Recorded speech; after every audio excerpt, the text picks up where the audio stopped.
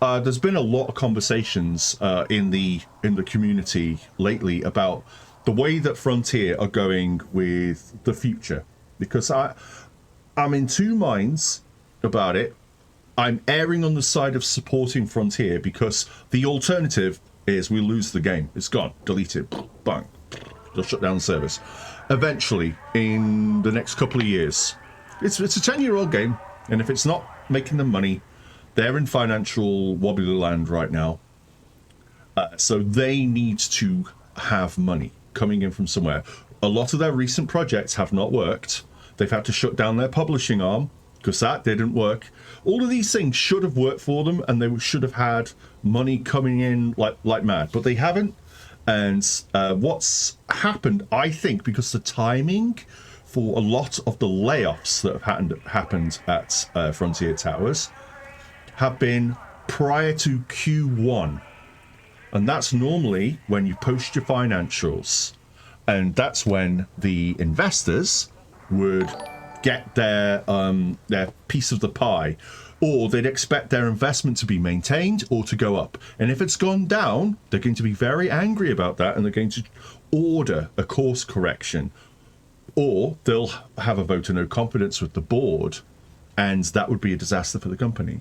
So that obviously I have no insider knowledge of what's going on. The only thing that I do have is I run my own company, and I have run companies before, and it's really dodgy when you're not making money. You've got to cut costs, and nobody on the face of this planet seriously wants to get rid of people. It's a losing game. Do you know how difficult it is to actually hire people and retain people? It's insane.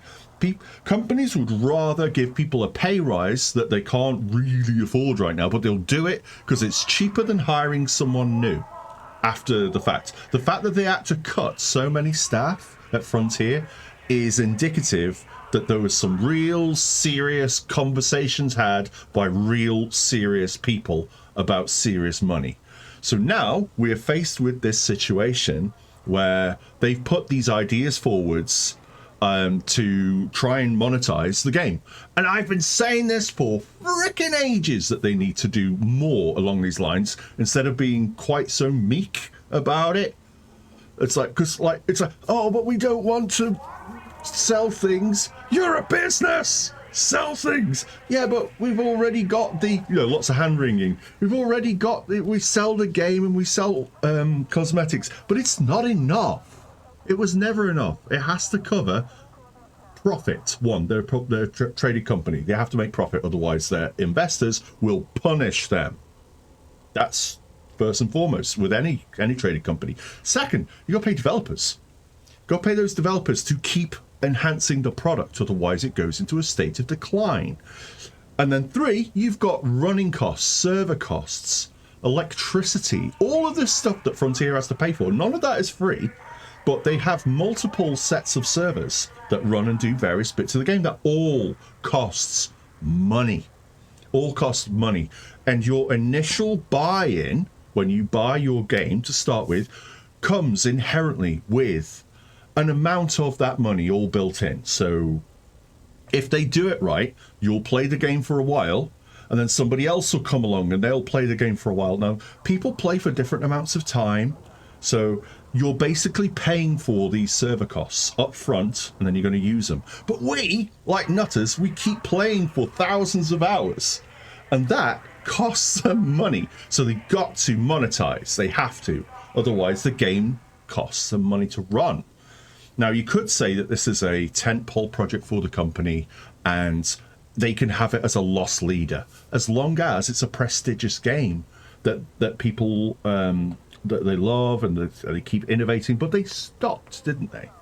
At one point, they stopped innovating with it because Odyssey had a really dodgy, rickety launch. And I think that was down to trying to get it out in order to hit some financial deadlines. Tell you, the money side of it is really painful, and people don't do this kind of thing willingly.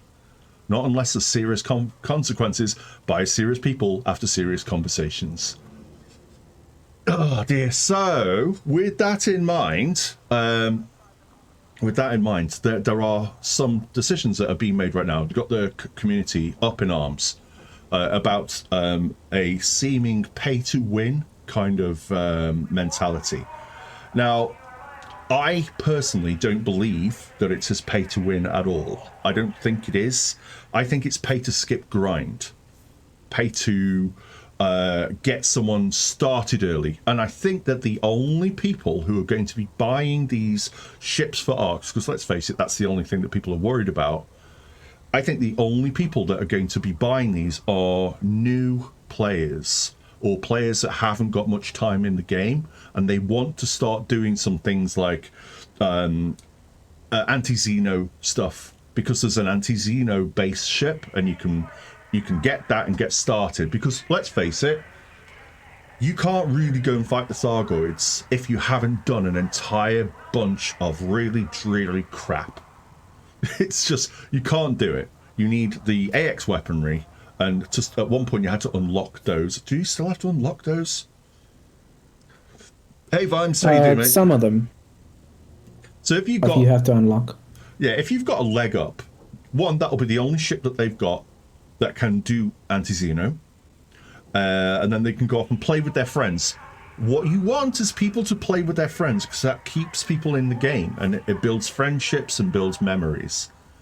What's the other one? The other one's a mining ship, isn't it?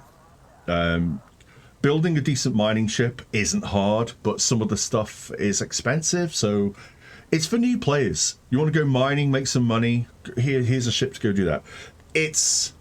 It becomes problematic when they start selling the best possible build, which you have to, like, say if it's a PvP build and you want to be competitive, the only other thing that's in that equation is the pilot's skill. So if they're already pretty good at other games that they just want to get in there, I can see that being problematic. Absolutely can see that being problematic. Stock only, no engineered parts. The thing is, there is some engineering on them. Like, so the anti-Xeno one has got grade 5 dirty rives. Don't know about the others.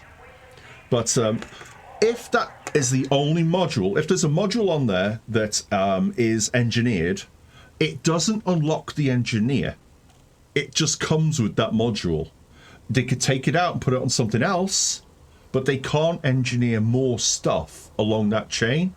They would still have to go to the engineer and unlock the engineering for it if they wanted to engineer any more ships. So, I mean, they haven't like bypassed that bit, but what they do have is a ship that gives them this ahead of time, so they can see, one, how good it is, and they want to engineer something else. And oh yeah, I want something else to be as fast as this ship. Then they'll go off. It's more of a taster. They can't take it out and put it in something else, can't they, Burr? Hey, Burr, how you doing, buddy? Well, no, so it's stuck in that ship. Yes, that's weird, isn't it? It's soul-bound. It's like a soul-bound thing you see in other games. I see. Well, in which case, it's even less of a problem. If you sell it, you'll get 0 for it. And you can't take it out. It has to stay in the ship.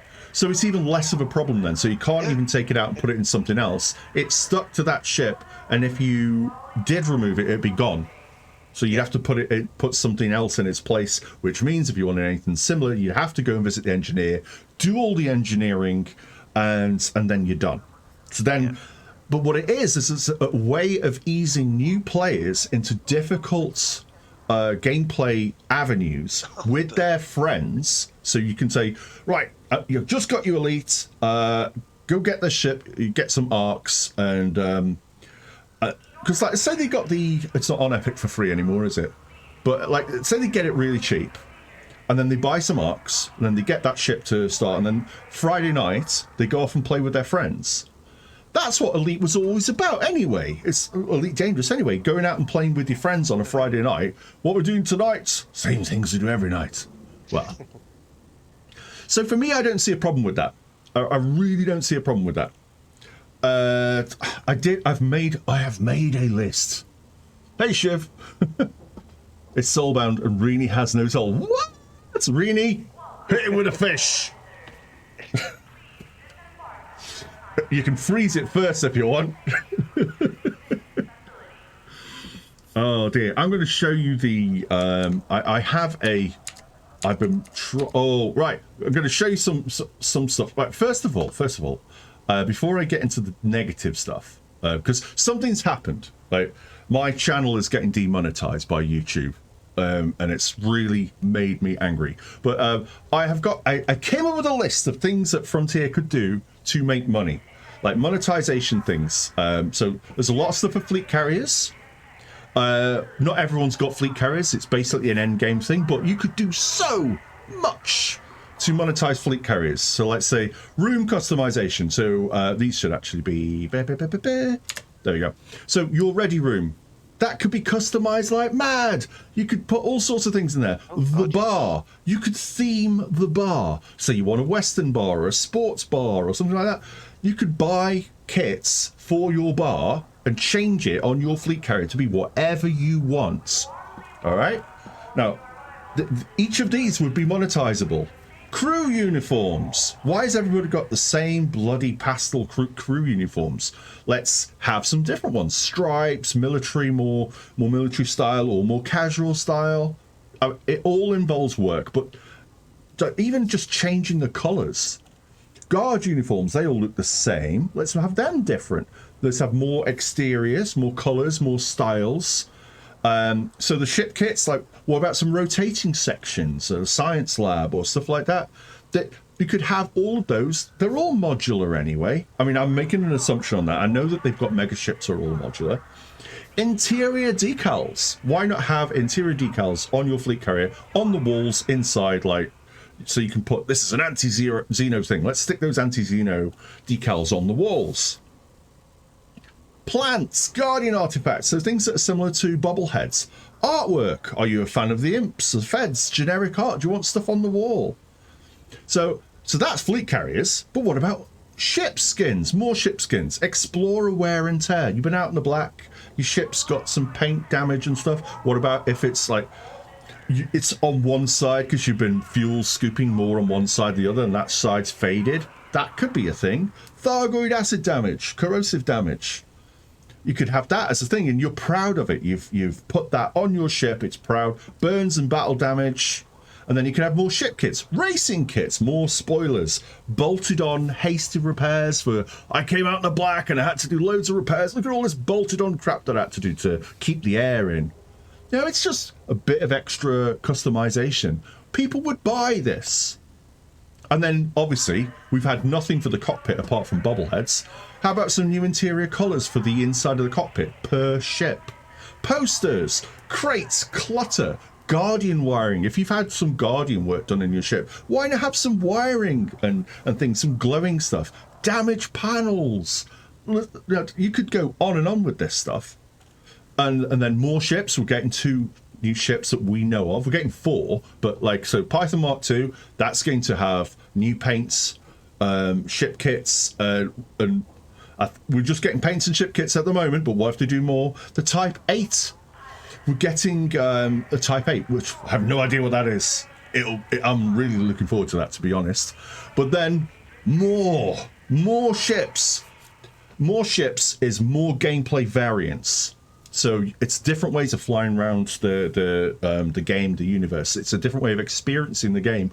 Some people would say, what's the point in a ship without gameplay? It's a new ship. I played Star Citizen enough to know that just getting in a different ship changes the way things fly and the way that things are. Type 8 is a Panther Clipper. Surely the Panther Clipper would be the Type 20, something like that. But what about dedicated pillar ships? They're great at one thing and poor at everything else. Industrial mining ships. They're really, really good at mining. Crap at everything else. Dedicated racing ships with racing support as well. How about that? Large cargo vessels that are just cargo. They're brutalist architecture. They're basically ugly, but it's like crates with scaffolding on the outside.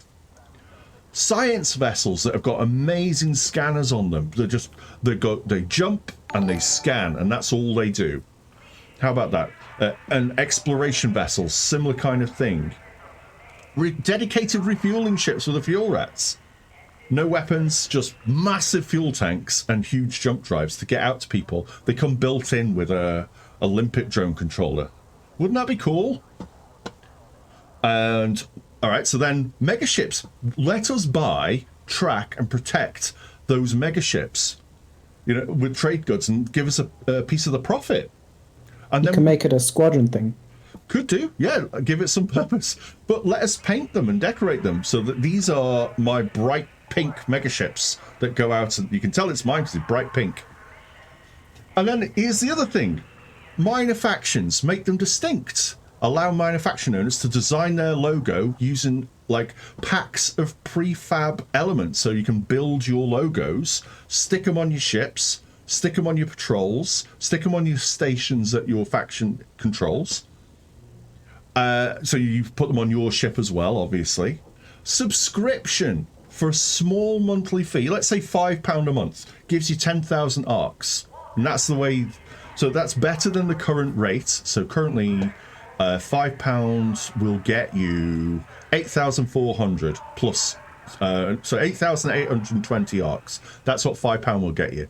But if you pay a sub every month and it gives you 10,000 arcs every month, that's £5 a month per player every single month that's going in. And then I was thinking, what about the bad stuff? How about high-level mats for arcs to pay to reduce the grind? And that should be precious. Is the grind precious? That's. It is. It is. Dodgy territory. The thing is, though, we're protecting this grind which we hate. Mm-hmm. If he's like, I'm so close to finishing off my ship, and now I need to get some materials, but I'm not going out and going to get all these. Can I buy them? And this is starting to go down the easy to abuse route for Frontier. If they wanted to, they could abuse it. Because once you accept one thing, then it's like, oh, is it a slippery slope? We've got the ships for arcs, which they've already discussed. Useful gateway for new players. Looks like pay to win. But win what? We're not winning anything. And if it's PvP, that requires dedication, and there'll never be a competitive PvP ship for arcs. Never. I don't think they'll ever do that. And also, there was a thing I saw on Twitter, like they're worried about the arc ships being zero rebuy. I think it should be the standard cost for rebuy. And not unlocking engineering, you can't improve upon them, and you can't do the same engineering without unlocking the engineer. So what are you winning? It's not pay to win. It's pay to get ahead for new players, because older players are not going to bother. We already unlocked the damned engineers anyway. Well, what about this? Arcs to give your fleet carrier another 3 months of life without having to go and get like 10, 15 million, or no, it's about 50, however many million, 50 million a month, isn't it? Something like that. No, it's a week. It's 200 million a month. So just adding that straight to the fleet carrier to buy some time extension for it. Is that bad? I don't know if that's bad or not. What, paying for protection against the fleet carrier the removal mafia system? Yeah. And what's off the table? Because the only true meaningful metric on a pilot skill is the pilot's federation rank. This should never ever be purchasable, ever. And arcs for tritium, because it affects gameplay, that should never be monetized. And I was thinking arcs for station storage, and I started thinking about this. I would pay DLC to have station storage, to let me store items from my ship, or leave them in the ship, or store them in a hangar bay so I can pick them up later. I would pay for that as a thing, because I think one of the reasons why they don't do that is because storage costs money in real life, so it makes their server bill more. And I don't think that they want to do that. So that's just some notes that I was making, like trying to think what's the good and what's the bad, because I'm trying to be balanced. I'm trying to think about this from both sides. One, if we do nothing, if Frontier do nothing, if they bow down to people who say, no, you must not monetize, then Elite Dangerous will die. That's it. Yep. It will die. Frontier will get shuttered because it needs to make money.